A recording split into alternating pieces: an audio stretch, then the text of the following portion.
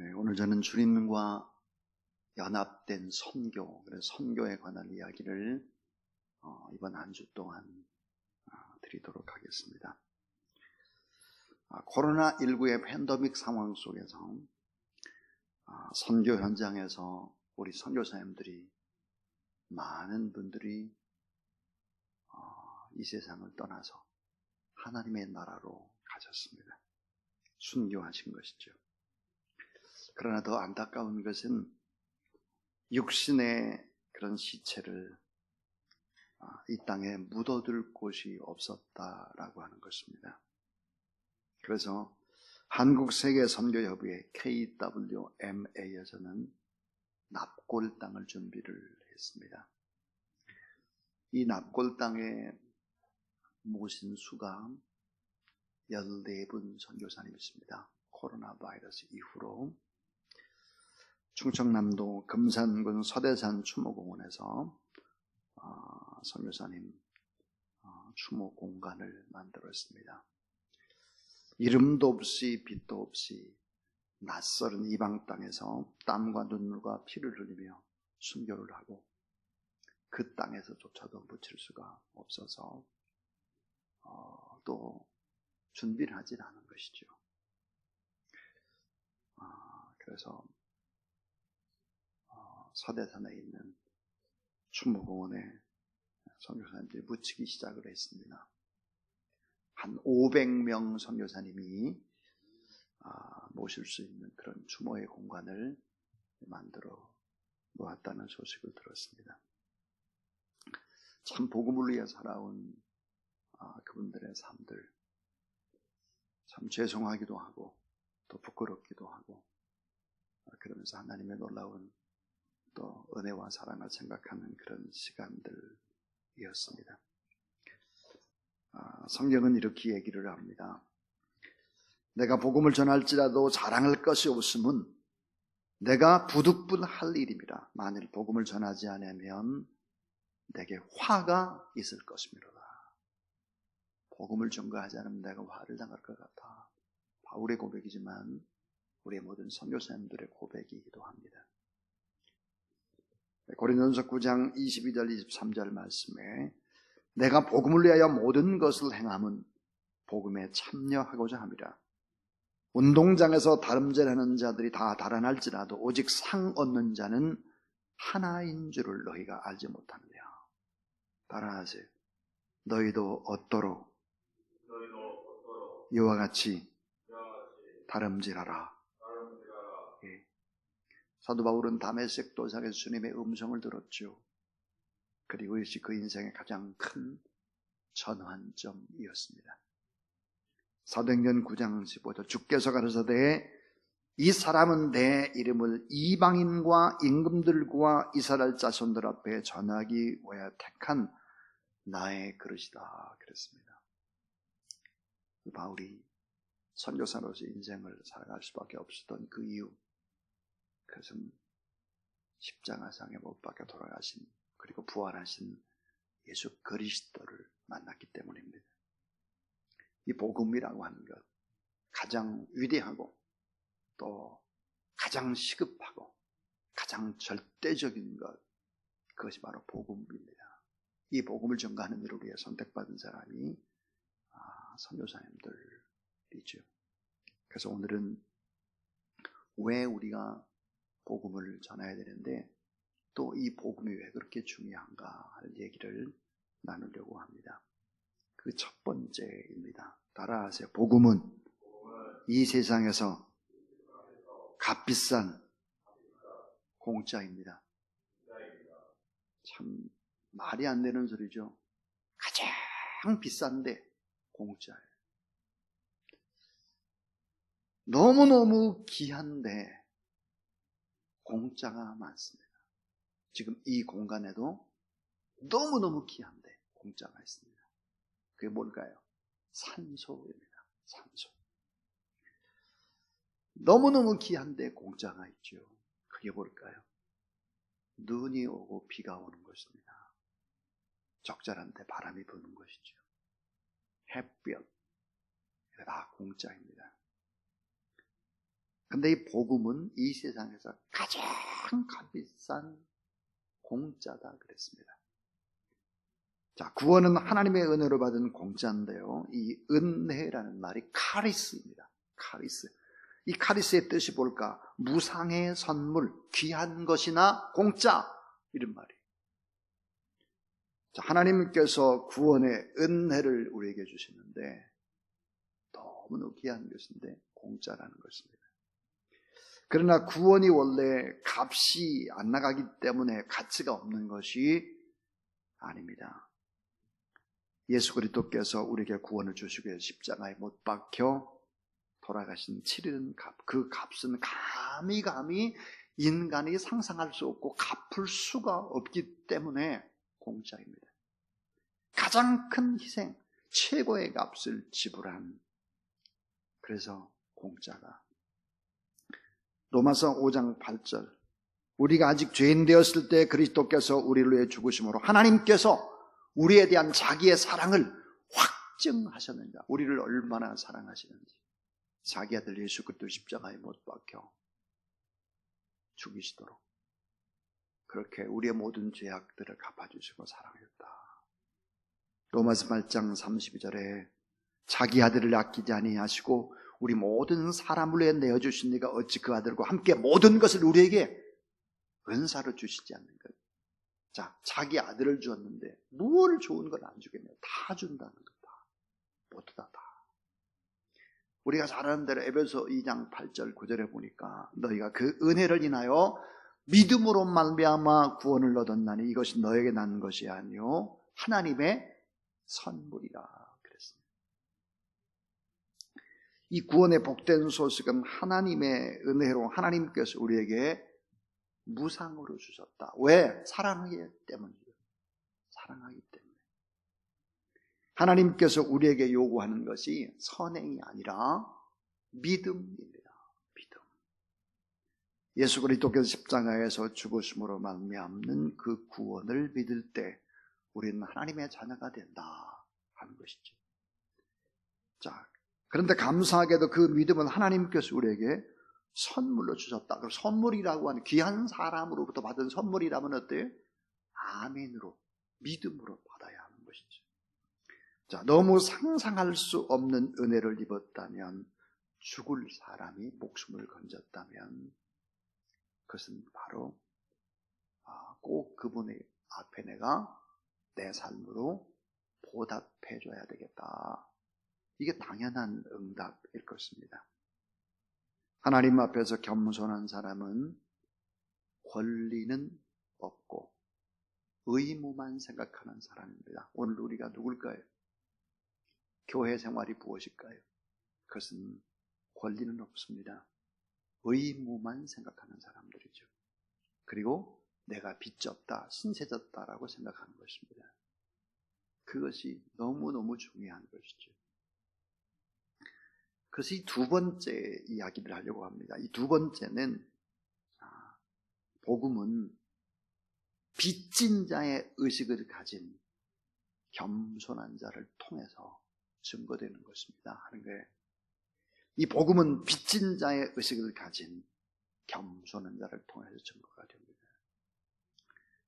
로마서 1장 4절에 헬라인이나 야만이나 지혜 있는 자나 어리석은 자에게 알아하세요. 다 내가 빚진 자라. 네, 다 내가 빚진 자라. 다 내가 빚을 졌습니다. 전부 다.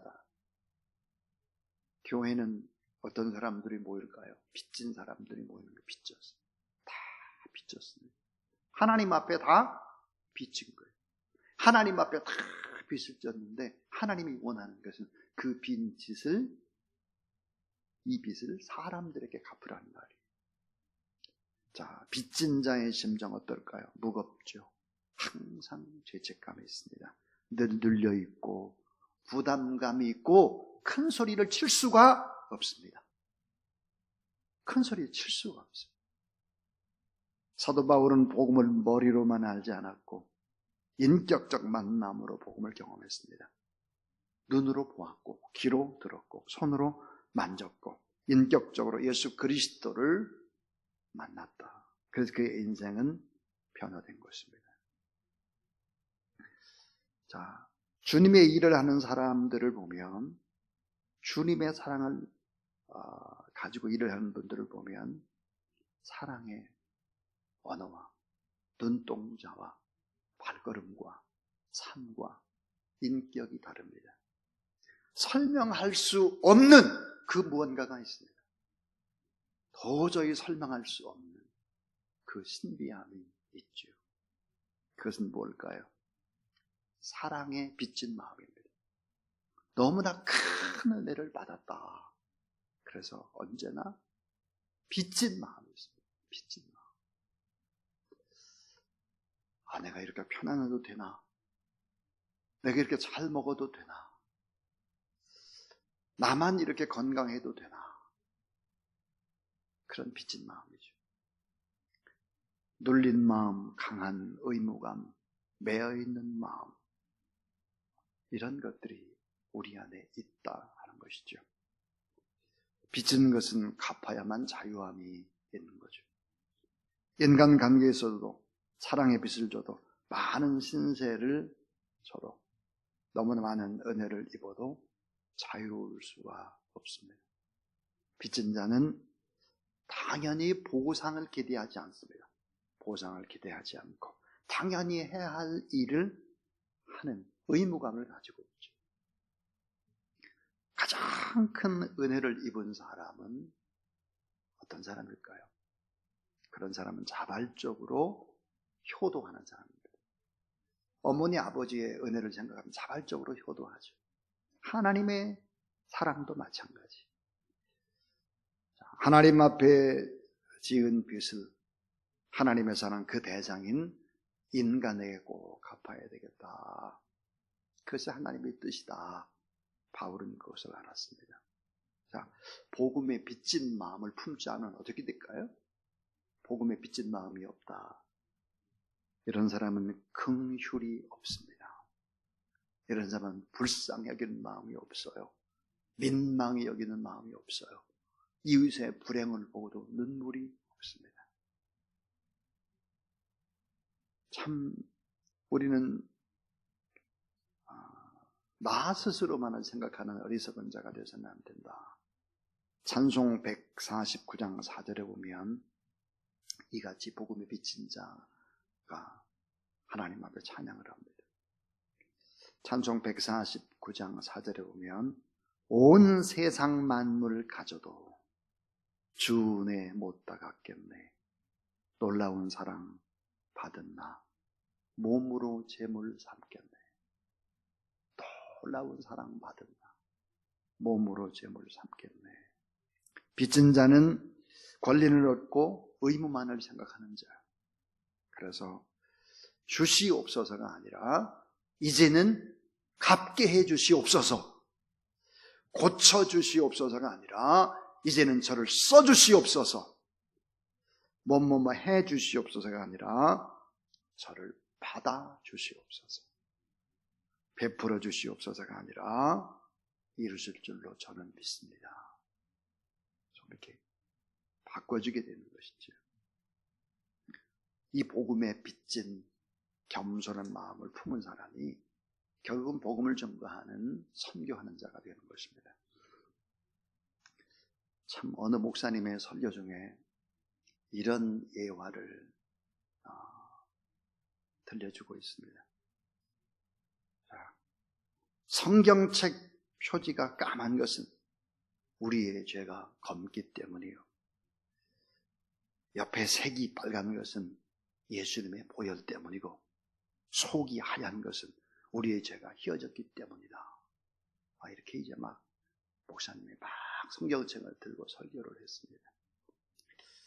그때 이야기를 들었던 교우가 목사님께 질문을 했습니다.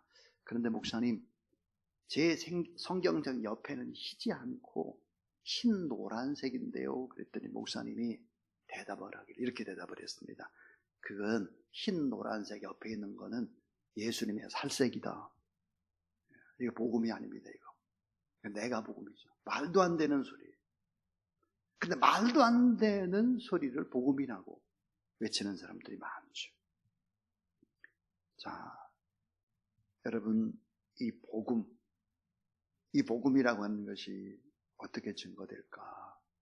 마지막 세 번째 이야기는 복음은 편견을 극복하는 기적을 일으킵니다 하는 거예요. 따라하세요. 복음은 편견을 극복하는 기적을 일으킵니다.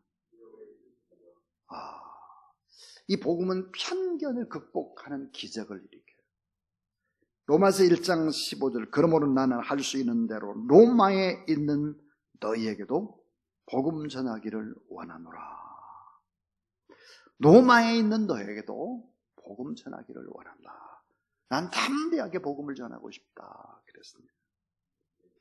자, 우리는 복음을 전하는 사람들이 일반적으로 생각을 합니다. 어떻게 생각해요? 내가 좀 강한 자가 돼야 약한 자에게 좀 복음이 쉽게 증거될 거라고 생각을 해요. 내가 좀 공부도 많이 하고도 내가 좀 유식해야 무식한 자에게 좀 쉽게 좀 복음을 전할 수 있다고 생각해요. 내가 좀 부자가 되고 돈이 있어야 가난한 자에게 복음이 증거된다고 생각을 합니다. 내가 힘이 있는 좀 권세가 있으면 쉽게 복음을 전할 수 있다라고 생각을 합니다. 이게 전부 다 편견이에요. 결코 그렇지 않아요. 결코. 우린 이런 편견을 깨버려야 합니다. 강한 자, 유식한 자, 부자, 힘 있는 자가 쉽게 복음을 증거할 수 있다. 말이 안 되는 소리라는 거죠. 이게 자, 선교에 대한 잘못된 편견. 1세기는 결코 그렇지 않았습니다. 자, 유대와 로마를 한번 비교해 보세요. 유대와 로마. 유대는 로마에 의해서 정복당한 속국 식민지죠. 힘과 권세와 문화로 말미암은 로마가 훨씬 더 강자, 세계적인 강자입니다. 로마는 그리스 문화가 지배를 하고 있었죠. 성경적으로 보면 지혜로운 똑똑한 이런 사람들이 대표자들이라고 말할 수 있는 것이 바로 그리스의 문화입니다. 이들을 비교해 보면 유대인들은 식민지가요, 무지한 사람들이요, 무능한 약자들입니다. 권력도 없습니다. 그런데 이 복음을 부끄러워하지 않고 내가 담대하게 증거한다 그랬습니다. 로마서 1장 16절을 한번 보세요. 로마서 1장 16절. 내가 복음을 부끄러워하지 아니하는 이 복음은 모든 민자의 구원을 주신 하나님의 능력이 됨이라. 첫째는 유대인에게요, 또한 헬라인에게로다 그랬습니다. 로마서 1장 25절부터 29절에 보니까 참 놀라운 말씀, 늘 읽어도 은혜가 되는 말씀. 하나님의 미련한 것이 사람보다 지혜 있고 하나님의 약한 것이 사람보다 강하니라. 형제들아, 너희를 부르심을 보라. 육체를 따라 지혜 있는 자가 많지 아니하며 능한 자가 많지 아니하며 문벌 좋은 자가 많지 아니하며 그러나 하나님께서 세상의 미련한 것들을 택하사 지혜 있는 자를 부끄럽게 하려 하시고 세상의 약한 것들을 택하사 강한 것들을 부끄럽게 하려 하시며 하나님께서 세상의 천한 것들과 멸시받는 것들과 없는 것들을 택하사 있는 것들을 폐하게 하시나니 이는 아무 육체라도 따라해 주세요. 하나님 앞에서 자랑하지 못하게 하려 하심이라. 이게 뭡니까? 하나님이 사용하는 능력의 종들, 지혜 있는 자가 많지 않다는 거예요. 능한 자가 많지 않다는 거예요. 문벌 좋은 자 많지 않다는 거예요. 그래서 하나님이 선택하는 사람들이 누굴까? 세상에 미련한 자들, 약한 자들, 천한 자들, 멸시받은 자들, 없는 자들. 그래서 이 복음을 증거함으로 말미암아 지혜 있는 척하는 사람들을 부끄럽게 하고 강한 척하는 사람들을 부끄럽게 하고 누구든지 하나님 앞에서 자랑할 것이 없도록 만드신 하나님이시다. 이 복음이라고 하는 것은 이런 것입니다. 그래서 오늘 이 복음을 받아들이는 사람들은 어떻게 되냐? 담대해야 됩니다. 담대하게 복음을 증거하지 않으면 된다. 권리를 주장하지 말고 의무만을 생각하라 하는 것입니다. 로마의 자랑과 영광은 뭐였을까요? 파워입니다. 힘이죠, 힘. 로마는 권력을 가지고 세계로 뻗어나가는 팍스 로마 엄청난 도르망을 가지고 세계를 정복했죠. 그러나 로마는 진정한 의미에서 인간을 아름답게 절대로 변화시킬 수가 없고 더 타락의 구렁텅이로 빠져갔습니다. 로마 사람들을 구원내지 못했고 히랍의 찬란한 문화는 세계의 지성을 제공했지만 히랍의 지성으로 인간을 변화시킬 수 없었다. 그래서 어때요? 로마의 많은 왕들이 결국은 잘못된 길로, 타락의 길로, 동성애자들로 병들어갔던 것입니다. 사도 바울은 복음만이 믿는 자에게 구원을 주시는 하나님의 능력이요 하나님의 지혜임을 확신했다 하는 거죠. 그래서 나는 할 수 있는 대로 로마에 있는 너희에게도 복음 전하기를 원하노라. 이 로마서를 쓸 때 사도 바울은 어디에 있었을까? 고린도에 있었습니다. 많은 사람들이 고린도, 환락의 도시 고린도, 그곳에서 작은 새방을 얻어서 노쇠한 몸으로 로마에 가고 싶었지만 가지 못하는 안타까움으로 로마서를 기록한 것입니다. 복음의 순수성, 첫 믿음의 순수와 열정, 간절한 사랑과 긍휼, 이런 마음으로 복음을 전거했던 것이죠. 자, 누가 복음을 전거할 수 있을까? 복음이란 무엇일까? 하는 얘기였습니다. 자, 주님은 이 세상에서 가장 값비싼 예수 그리스도를 우리에게 주셨습니다. 믿기만 하면 구원은 다 공짜입니다. 값비싼 공짜. 이 복음은 빚진 자의 의식을 가진 겸손한 자를 통해서 결국은 증거됩니다. 복음은 편견을 극복하는 기적을 일으킵니다. 악한 원수막의 사탄의 세력이 우리에게 빼앗아가는 것이 있죠. 그게 뭘까요? 담대함입니다. 이 담대함을 가지고 복음을 전가하는 저와 여러분, 우리 모든 하나님의 사람들이 다 될 수 있길 주의 이름으로 축원합니다.